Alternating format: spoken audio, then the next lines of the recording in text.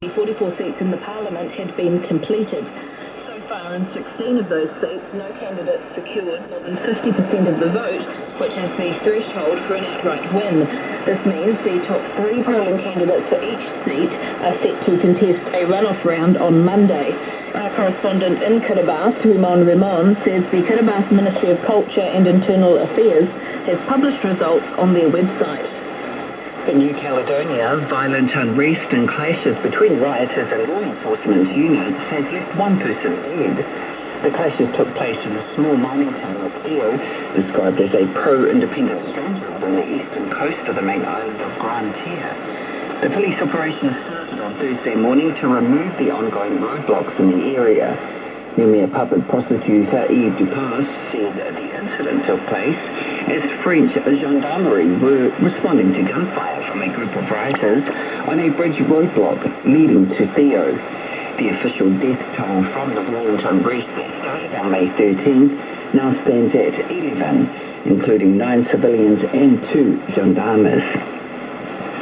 A New Zealand-based climate researcher and her team have recorded multi-generational family stories in Kiribati, Papua New Guinea, the Solomon Islands, Pokemon, Boa and Tuvalu. Dr. Tracy Mafideo is based in Palmerston North. She says the negative impacts of climate change on coastal communities are widespread.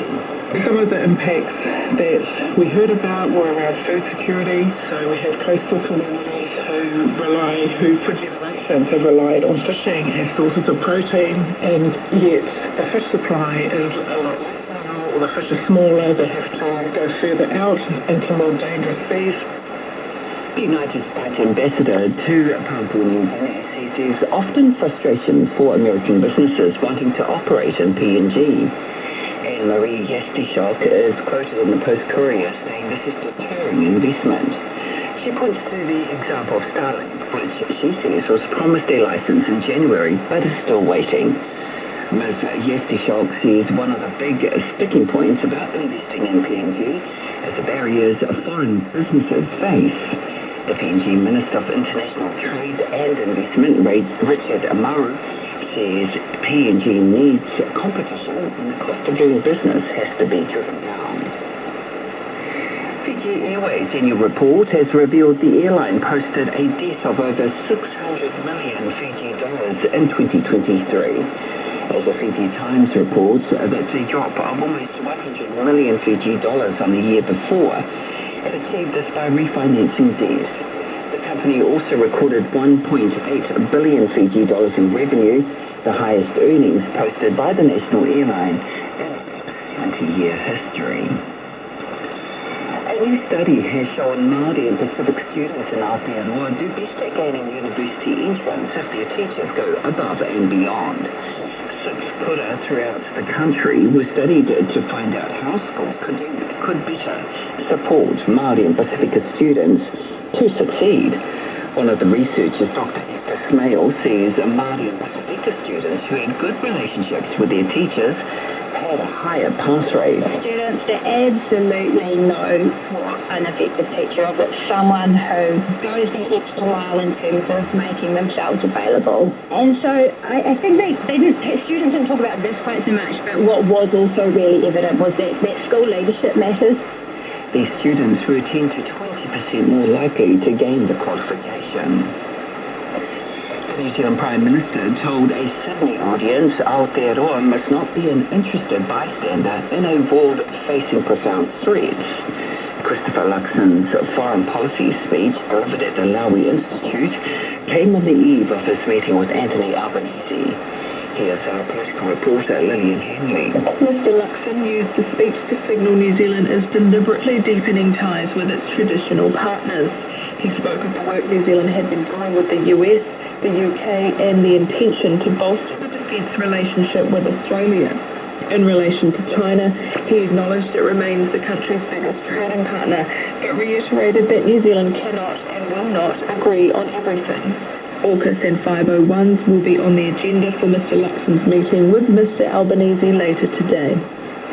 In sport, the Tonga Rugby Union has named a young squad to represent the Galetahi in this year's Pacific Nations Cup Series. The head coach David Tuifua and manager Tili Puluka revealed the squad in Nuku'alofa yesterday. Like the Flying Fijians, Tonga will also be missing their key Europe-based players. Ben Tamefuna and the Emisi brothers of Lotu and Fine are three of the few experienced hands named. The squad will go into camp in Nuku'alofa on August 19. Sam Cane says he is happy taking a backseat role in the All Blacks now he is no longer captain. Cane will retire from Test rugby at the end of the season, but he has been recalled to the bench for tomorrow's match against Argentina at Eden Park after the All Blacks were outplayed in the first Test in Wellington. He says the All Blacks are in good hands with Scott Barrett and Ari Savea leading the team. Those are the days conscious youngly, particularly on those boys' toes. Want them to lead the best that they can and just support them. RNZ Pacific News and Sport. For more stories, visit rnz.co.nz/Pacific.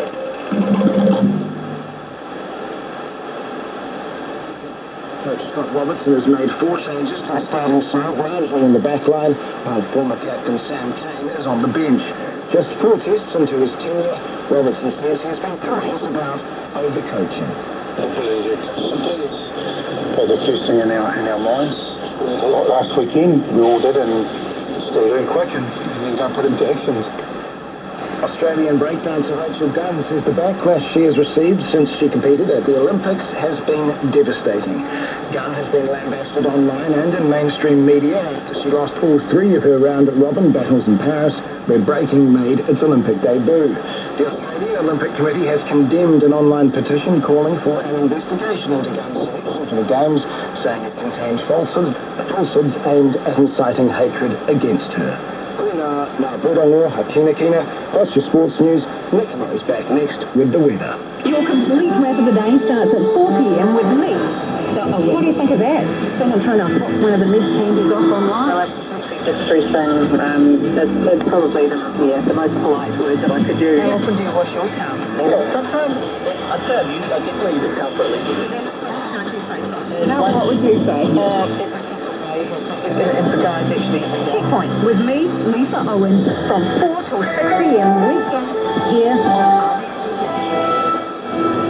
Forecast from Met Service to midnight now. Northland, Auckland, Coromandel Peninsula and Bay of Plenty are often cloudy. Isolated showers arrive this morning and afternoon. Waikato to Manawatu, including the central high country, mostly cloudy, scattered showers.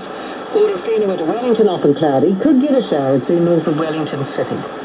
Brisbane to Wairarapa, also Nelson and Marlborough. High cloud increasing. 1 or 2 showers in Nelson, Marlborough and Wairarapa. Canterbury, including Kaikoura districts, mostly cloudy, a few morning showers. Bulla and Westlands, rain north of Hokitika, easing to a few showers this afternoon or evening. Mostly cloudy elsewhere with isolated showers. The Auckland, Otago and Southland, scattered showers mostly in the south and east. Chatham Islands, 1 or 2 showers. For the main centres today, Whamaki, Makaurau, Auckland, mostly cloudy, isolated showers, more west winds and a high of 17. Tauranga, mostly cloudy, a few showers this afternoon, northwesterlies and 16. Kirikiriroa, Hamilton, a few showers today, northwesterlies and 16. Te Whanganui, Atara, Wellington, a partly cloudy day, isolated showers in Upper Hutt, northerlies and 14. Ōtautahi, Christchurch, mostly cloudy, isolated morning showers, northeast breezes for a while this afternoon, 13. And in Ōtepoti, Dunedin, a few showers, but they clear this evening, southwest breezes and a high of 11. It's 9 minutes past 7. And this morning report, Kiwis may be losing tens of millions of dollars a year due to supermarket pricing errors, according to the Grocery Commission. It's planning to force the major players to publicise customer complaints, saying that could create a commercial incentive for supermarkets to make fewer errors. Let's talk to Pierre Van Heerden, who is the Groceries Commissioner. Kia ora, good morning to you. Morena, Gunn. Let's look first at the magnitude of the problem. How do you figure it's tens of millions of dollars a year? Gunn, this is a $25 billion very profitable industry. If you take a very, very small percentage of that as errors, then it amounts to millions of dollars that Kiwis are losing. And that's just not right. Let's quantify what an error is in this context. Give me an example of the type of the problem that we're facing here. Examples would be when you go into a supermarket, you see a special advertised for, $5.99. You get to the checkout, they scan it, and it scans at the normal price of $8.99 or whatever the price might be. That's one of them. The others would be things like multi-buys. If you buy two lower price, but in many instances they're actually higher than if you only bought one. So there are a lot of these pricing errors that slip in, and the supermarkets will tell you that it's because of the amount of people they've got working there.